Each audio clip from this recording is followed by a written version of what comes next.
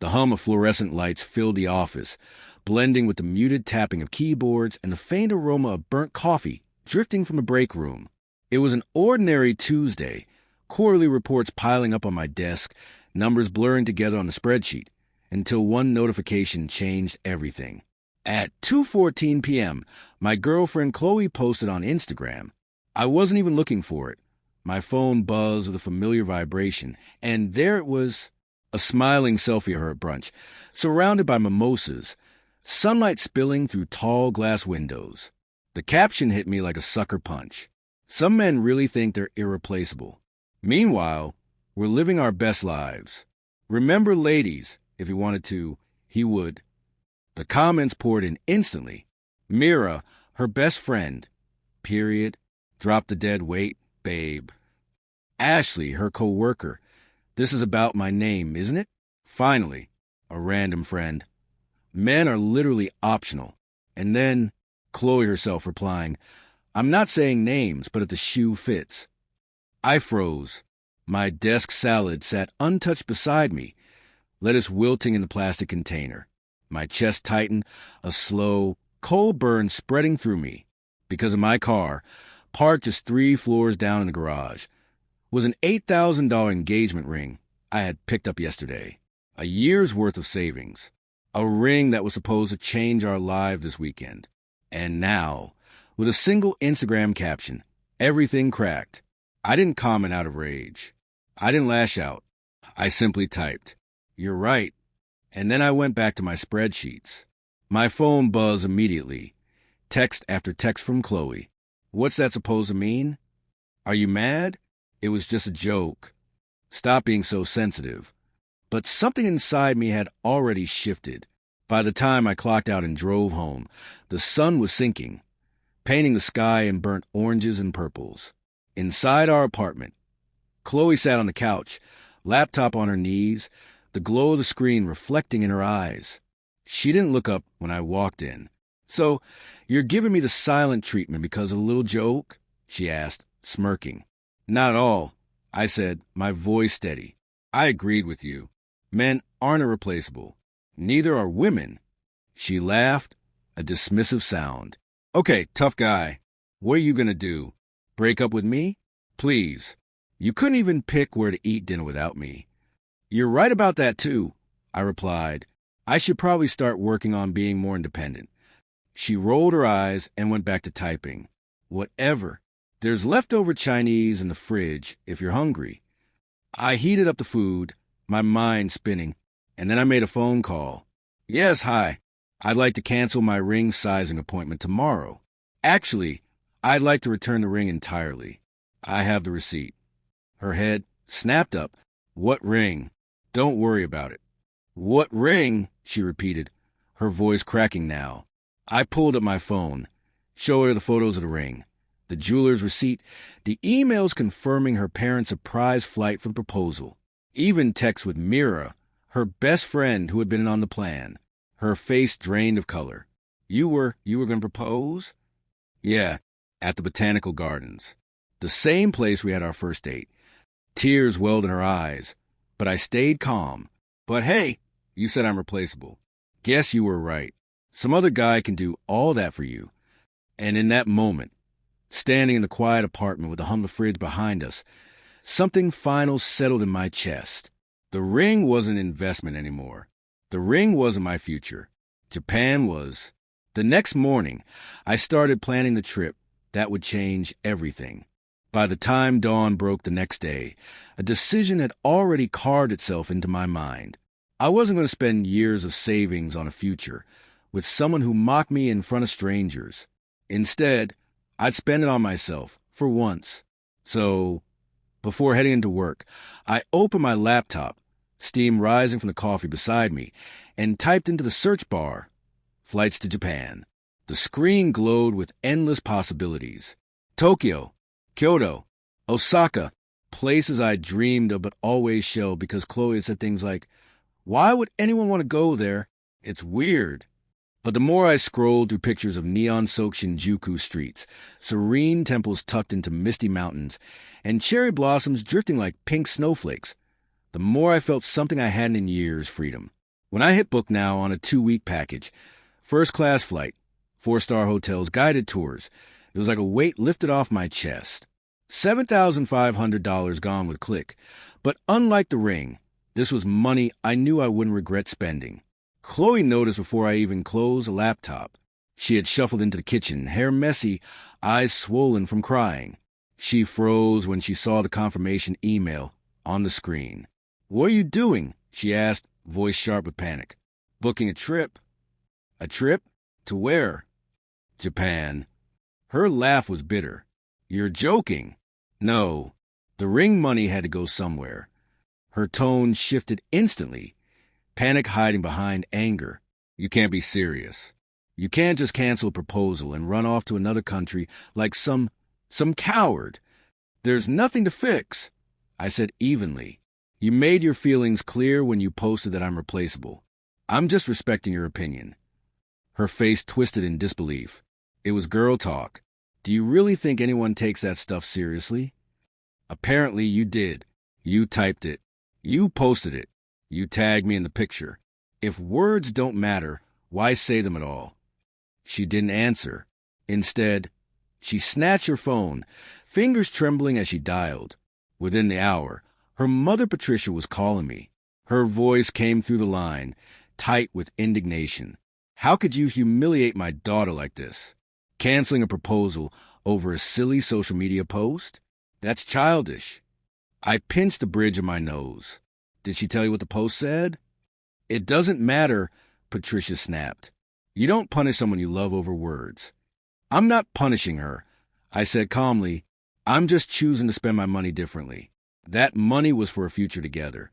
She made it clear we don't have one." Patricia's tone rose an octave. "You're being selfish." "No, I'm being realistic." The line went dead. And just like that, the floodgates opened. Her friends started circling like vultures. Mira texted, "You're really throwing away 4 years over a joke?" Ashley messaged, "Chloe's crying at work. You're abusive." But I stayed silent, because for once, silence felt like power. The real storm, though, came that night. Chloe stood in the doorway of our apartment, her eyes wild, her breathing uneven. "You can't go through with this," she said, gripping the doorframe like it might hold her up. "You can't just leave me here while you fly off to Japan." "Watch me," I replied, my voice steady. And for the first time in years, she realized I wasn't bluffing. The tension in the apartment didn't just hang in the air. It seeped into the walls, into the silence between us, thick and suffocating. Every time I walked into a room, Chloe's eyes followed me, frantic and calculating, as if sheer force could bend me back into submission. But when words failed to sway me, she turned to the next weapon, other people. It started with the buzzing of my phone, constant as a heartbeat. Mira's text lit my screen. "You're really going to abandon her like this?" "She's devastated. Don't you care?" I replied only once. "Ask Chloe if she wants to pay me back for the 4 years of rent I covered while she was finding herself." Silence followed. Ashley from her office went further, added me on Facebook just to send a long, furious message. "She's crying at work. You're abusive. You need help." I blocked her before she finished typing. But Chloe wasn't done. A day later, her face appeared on TikTok. The video began with her camera angled just so, lighting perfect, tears carefully balanced on her lashes. "So," she began dramatically, "I made one little post about how some men think they're special, and my boyfriend of 4 years canceled our proposal." Her voice broke for effect. Like, he literally returned the ring and booked a trip to Japan without me. Because of a joke. This is what happens when you date insecure men. The video went viral overnight. 50,000 views, thousands of comments. Half the viewers mocked her. "Wait, you posted he's replaceable and he replaced you? Girl, you fumbled the bag." The other half cheered her on. "He's toxic, sis." Dodged a bullet. Chloe fed on the attention like oxygen. Within days, she had a whole series of videos about toxic men who can't take jokes. Each one more dramatic than the last, her voice trembling, her eyes darting to the side as if she were living through a nightmare. And yet, behind performance, I could see the truth. She wasn't heartbroken. She was furious that I had stepped off the script she'd written for us. Still, nothing compared to the ambush that Friday night. I came home from work, exhausted, only to find both sets of parents sitting stiffly around our dining table. Patricia, smug as a queen on her throne. My mother, eyes sharp, lips pressed tight. My father, unimpressed and annoyed. Chloe's father, Robert, staring at the table like he wished it would swallow him whole. Chloe stood at the head of the table, her chin tilted high. "We need to talk as a family," she declared. Patricia wasted no time. "You're abandoning her," she said, pointing a finger at me like a judge condemning a criminal. "I'm going on vacation," I replied evenly. 2 weeks in Japan, with money that was meant for an engagement ring, money that no longer has a purpose. My mom's head snapped up. "Engagement?" I nodded. We were getting engaged, until Chloe went online and told the world I was replaceable.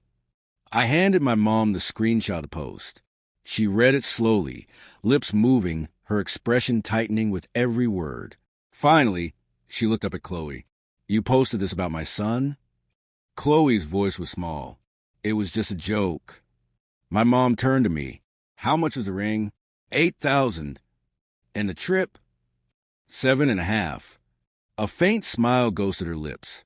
"Good. Enjoy Japan. Send me pictures." Patricia gasped. "You're taking his side? He's humiliating her." My mom's voice sharpened. "There are no sides." She said he's replaceable. He's showing her he agrees. Where's the problem? My dad leaned back in his chair, finally speaking. "I want to see this post." I handed him my phone. He read it, chuckled, and shook his head. "Play stupid games, win stupid prizes." Robert, silent until now, sighed heavily. "Chloe, you messed up. Accept it." Chloe's composure cracked, tears spilling over. "This isn't fair. It was just girl talk." "No," Robert said firmly. "You're 26, not 16. Actions have consequences." The dinner ended in chaos. Chloe storming into our bedroom, Patricia snapping at Robert, my parents quietly slipping out with sympathetic hugs. As the door shut behind them, I felt a strange calm settle over me. For the first time in years, I wasn't the one apologizing, and Japan was only a week away. The week leading up to my flight dragged like wet cement. Every day, Chloe oscillated between two versions of herself. The soft-spoken girlfriend who begged me to forgive her, and the venomous accuser who called me a man-child for throwing away for years over a joke. But beneath the emotional whiplash, I could see the panic setting in. She wasn't losing me quietly. She was losing her audience, her narrative, her control. And when control slipped from her fingers, she did what Chloe always did. She performed. It started with whispers of a special night. Then came the Instagram hints. By Friday evening, my phone buzzed with messages from friends, cousins, and even co-workers. "Congrats, bro. What time's the proposal? Should we bring champagne?" Confused, I scrolled through her story. There was Chloe, dolled up in a glittering dress, hair styled to perfection, her living room draped with fairy lights and balloons that spelled out yes. The caption, "Tonight's the night ring sparkles." I stared at the screen in disbelief. She had invited nearly 30 people to what she called our proposal party, a party for a proposal that didn't exist. I texted her immediately. "What are you doing?" Her reply came fast. "Fixing your mistake. You're going to propose tonight." "No, I'm not." "Yes, you are. Everyone's coming at 8.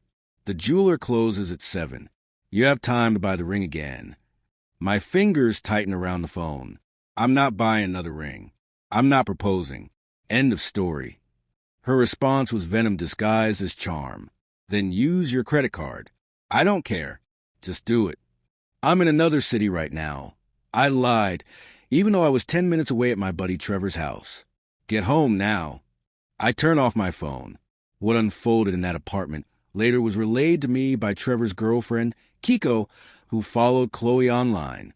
She described it like a slow-motion car crash. Guests arrived in waves, friends, cousins, even Mira with her phone ready for the big moment. Chloe floated around the room in her new dress, glass of champagne in hand, her laugh too loud, her eyes darting to the door every few seconds. At 8 p.m., people were buzzing with excitement. At 8:30, whispers started. By 9 o'clock, phones came out, texts sent, confused glances exchanged. Where was I? At 9:15, Chloe posted a tearful video. He stood me up at our own proposal party. This is who he really is. For a moment, sympathy rolled in until one comment cut to the feed. Girl, didn't you post last week that he's replaceable? Within minutes, the video vanished. By 9:30, Mira's Instagram story went live. A blurry shot of empty champagne glasses and balloons drooping against the wall. The caption, "Men are trash, that's all." But the real chaos came later, when Chloe's cousin Jordan slid into my DMs. Bro, she's telling everyone you're abusive, and that's why you didn't show. But I saw her post. You dodged a bullet. Enjoy Japan. I replied with a gift. Screenshots of her text demanding I propose, time-stamped from that very day. Jordan didn't just keep them. He dropped them into the family group chat. The implosion was instant. Half the relatives defended her, half roasted her alive. One aunt typed, "So you bullied him online, he canceled the proposal, and you thought you could just demand he'd do it anyway?" Patricia jumped in, furious, while Robert, the quiet, weary father, simply left the chat. Chloe's grandmother chimed in at last. "This is why I don't do social media. You're all disappointments." By midnight, the proposal party had disintegrated into a war of screenshots, accusations, and deleted posts. Chloe, humiliated, disappeared for her own gathering and locked herself in the bedroom. Guests trickled out, leaving behind half-deflated balloons and untouched platters of food. And me? I was at Trevor's, eating pizza, controller in hand, laughing harder than I had in months, because the truth had finally begun to unravel, and Chloe's carefully curated world was cracking, publicly, loudly, and inescapably. The morning of my flight was crisp and quiet, the kind of autumn day where the air feels lighter, as though the universe itself is pressing reset. My bags were packed, passport tucked safely in my jacket, and for the first time in months, my chest didn't ache. There was no guilt, no second-guessing, just a thrill of escape. Chloe tried one last ambush. She stood in the doorway as I rolled my suitcase out, eyes rimmed red, hair messy, wearing the same glittering dress from the proposal party 2 nights earlier. She looked like a ghost of herself. "You can't leave," she whispered. "I already have," I said softly, and I walked past her. The flight to Tokyo was long, but liberating. As the city lights of Shinjuku flickered beneath the airplane window, I realized I wasn't just landing in another country. I was landing in another life. The neon streets smelled of roasted chestnuts and soy sauce. The chatter of strangers flowed like music, and the air buzzed with possibility. For once, I was no longer a background character in Chloe's never-ending performance. I was the lead in my own story. Meanwhile, back home, her empire was crumbling. Screenshots of her text demanding the forced proposal had spread beyond family circles and landed on gossip forums. Her TikTok comments turned against her. Where once strangers showered her with sympathy, now they flooded her page with ridicule. Imagine calling him replaceable and then begging for a ring. Sis didn't want a fiancé. She wanted a prop. Girl, he upgraded to Japan. You downgraded to shame. Patricia fought online battles in her defense, but even she couldn't spin the truth. Robert stopped answering her calls. Mira unfollowed quietly. Ashley deleted her angry messages to me, pretending she had never sent them. The flying monkeys scattered when they realized their queen had no crown. Chloe doubled down, posting emotional rants about male fragility. But the more she spoke, the clearer her desperation became. By the time I was standing beneath Kyoto's golden Kinkaji temple, her TikTok following had plummeted. Her sponsorship deals were drying up, and her DMs were filled with ridicule. And then came the final blow. Jordan, her cousin, leaked a video from the proposal party. It showed her pacing frantically, hissing at guests to just wait, he'll show, then storming into the kitchen to demand I buy a ring before they all noticed. The clip spread like wildfire. Whatever sympathy she had left, it died overnight, While she unraveled, I found myself again. I wandered through bustling fish markets at dawn, soaked in the steam of onsens tucked in snowy mountains, laughed with strangers in karaoke bars. For the first time in years, I wasn't walking on eggshells. I was walking freely. And somewhere between the serene gardens of Kyoto and the neon chaos of Akihabara, I realized something vital. Love isn't meant to suffocate. It isn't a performance, a bargaining chip, or a game of control. Real love, the kind I now knew I deserved, doesn't make you feel replaceable. It makes you feel irreplaceable. When I returned home weeks later, I didn't step back into the old life. The apartment was empty. Chloe had moved back with her parents. The walls were bare, the air stale, but instead of sadness, I felt relief. Her chapter in my life was over. Months passed. I never heard from her again, except through whispers. Someone said she tried to rebuild her influencer brand, but the trust was gone. Others said Patricia finally turned her attention to a new project. As for me, I moved forward, stronger, clearer, lighter. Because the truth is, Chloe was right about one thing. I was replaceable, and I replaced her with peace.